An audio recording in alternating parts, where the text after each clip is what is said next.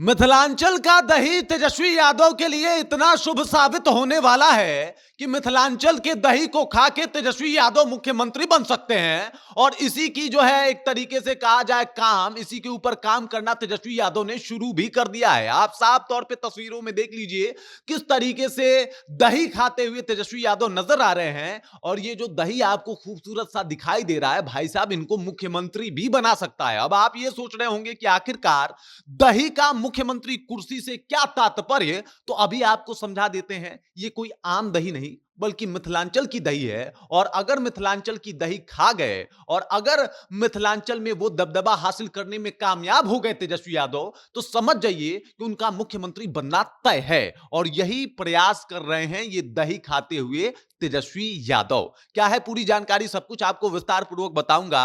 मिथिलांचल की दही कितना शुभ होने वाला है तेजस्वी यादव के लिए, यह भी आपको समझाऊंगा। लेकिन उससे पहले मेरा परिचय जान लीजिए। मेरा नाम है रजत और आप जनता जंक्शन देख रहे हैं। आमतौर पे हमारे बिहार में एक प्रचलन है कि कोई भी शुभ काम हम लोग शुरू करते हैं तो भाई साहब जो हमारे घर के जो दादी या मम्मी होती हैं वो हमें दही खिलाती हैं, दही चीनी खिलाती हैं और कहती हैं कि शुभारंभ हो, सब कुछ शुभ शुभ होगा। और आपको बता दूं तेजस्वी यादव जो दही खा रहे हैं, अगर वाकई ये दही जो इनके लिए फायदा पहुंचा गया और ये दही ये खाने में सक्षम हो गए, तो समझिए कि मुख्यमंत्री की कुर्सी पे बैठने से इनको कोई नहीं रोक सकता। ये कोई आम दही नहीं, मैंने पहले ही आपको बताया, ये मिथिलांचल की दही है। और ये माना जाता है कि तेजस्वी यादव का दबदबा जो है वो मिथिलांचल में उतना नहीं है जितना बिहार के बाकी हिस्सों में है। और अगर वो दबदबा इस बार कायम करने में कामयाब हो गए तो समझ जाइए कि मामला पूरा सेट है। इस दही के 22 सेकंड के वीडियो के साथ एकदम पूरा मिथिलांचल भाषा में इसको जो है वो बताया गया है, जहां पे ये बताया जा रहा है कि भाई आदि जो है वो घी से होना चाहिए और अंत जो है वो दही से होना चाहिए और इसी खाने को सही कहा जाता है। पूरा मिथिलांचल टोन में इसे बोला गया है और उस पे तेजस्वी यादव जो है वो दही निकाल रहे हैं और खाते हुए दिखाई दे रहे हैं। देख लीजिए एकदम सजाव दही है, छाली आपको दिखाई दे रहा होगा और हर तरफ इस दही की ही चर्चा हो रही है। अब इस दही से राजनीति जो है वो एकदम से प्रभावित होता हुआ दिखाई दे रहा है। और सिर्फ दही ही राजनीति को प्रभावित नहीं कर रहा, बल्कि जननायक कर्पूरी ठाकुर की पुण्यतिथि 17 फरवरी को मनाया जाता है और उसकी भी तैयारी हो रही है कि पटना में एक बड़ा प्रोग्राम का आयोजन होगा और एक बार फिर से पिछड़ा वोटरों को अपने पक्ष में करने के लिए पासा फेंका जाएगा, जो आज तक लालू प्रसाद यादव करते आए। आपको बता दूं कि लालू प्रसाद यादव ने हमेशा बताया है कि कर्पूरी ठाकुर के राजनीतिक वारिस जो है वो लालू प्रसाद यादव ही हैं और लालू प्रसाद यादव की ही गोद में जननायक कर्पूरी ठाकुर ने अपनी अंतिम सांस ली थी। ये बात कई बार लालू प्रसाद यादव ने क्लेम भी किया है, कई बार इस बात को कहा है और इसी वजह से एक बार फिर से वो बात जो है वो हवा में तैरेगा। एक बार फिर से बिहार विधानसभा चुनाव से पहले उस बात की चर्चा होगी और पिछड़ा वोटरों को एक साथ एकजुट होने की बातचीत भी होगी। मतलब पिछड़ा वोटर एक बार फिर से तेजस्वी यादव को सपोर्ट करेंगे मिथिलांचल में। जैसा कि मैंने पहले ही बताया कि मिथिलांचल थोड़ा कमजोर इलाका रहा है तेजस्वी यादव के लिए।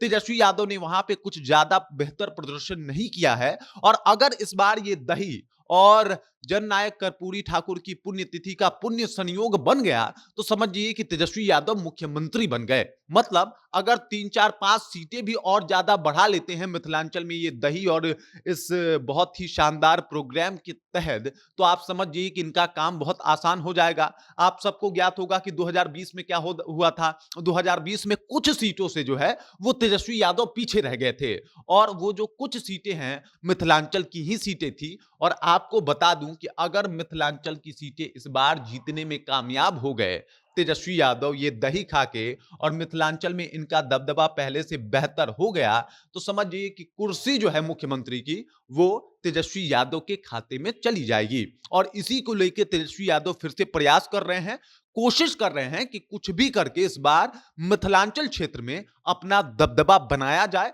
मिथिलांचल क्षेत्र को जीता जाए और इस बार जो कम रहती है सीटें मिथिलांचल में उसको बढ़ाया जाए। इसके लिए आप समझिए कि ये दही वाला दाव भी ठीक है और उसके बाद ये जिस तरीके से प्रोग्राम रखने वाले हैं पुण्यतिथि का जननायक कर्पूरी ठाकुर के जननायक कर्पूरी ठाकुर के लिए, तो उससे भी बहुत ज्यादा फायदा होगा। एक बार फिर से अगड़ा पिछड़ा कार्ड खेला जाएगा। एक बार फिर से तेजस्वी यादव जो है वो जातियों की बात भी करने वाले हैं और साथ ही साथ जातियों की बात करके जितने भी पिछड़े वोटर हैं वो एकदम से अपने पक्ष में करने की पूरी कोशिश करने वाले हैं और ये काम करने में कामयाब हो गए तो समझ जाइए कि पूरा माहौल इनके तरफ हो जाएगा। जैसा कि ये लगातार इस बात का जिक्र करते हैं लालू प्रसाद यादव की ये राजनीतिक वारिस अगर कोई जननायक कर्पूरी ठाकुर का है तो वो मैं हूं, क्योंकि अंतिम वक्त में जननायक कर्पूरी ठाकुर जी हमारे पास थे। और अब आप इस बात को समझिए कि तेजस्वी यादव को भी उसी तर्ज पे काम करना पड़ेगा और उसी तरीके से जिस तरीके से लालू यादव ने मिथिलांचल के क्षेत्रों में अपना दबदबा एक वक्त में बनाया था, उसी तरीके से इनको भी अपना दबदबा बनाना पड़ेगा। ये बताना पड़ेगा कि भाई ये पिछड़ों के लिए काम करेंगे, ये बताना पड़ेगा कि भाई जितने भी दलित और महादलित हैं, ये उनके बहुत चहेते हैं, जैसे लालू यादव ने अपनी छवि बनाई थी। और अगर ऐसा करने में कामयाब हो जाते हैं तेजस्वी यादव, तो समझ जाइए कि मुख्यमंत्री बनना इनका लगभग तय हो जाएगा। और इसीलिए मैं बोल रहा था कि ये मिथिलांचल की दही है, कोई आम दही नहीं है। और अगर ये दही खा लिए तेजस्वी यादव, तो इनके लिए कुर्सी और ये चुनाव जो है बड़ा शुभ होने वाला है। बाकी इस खबर, इस जानकारी को लेके, तेजस्वी यादव को लेके आप क्या सोचते हैं? आपके ज़हन में क्या कुछ चल रहा है? कृपया कमेंट कीजिए और अपना विचार हम तक पहुंचा दीजिए। बाकी आप देख रहे हैं जनता जंक्शन और मेरा नाम रजत है।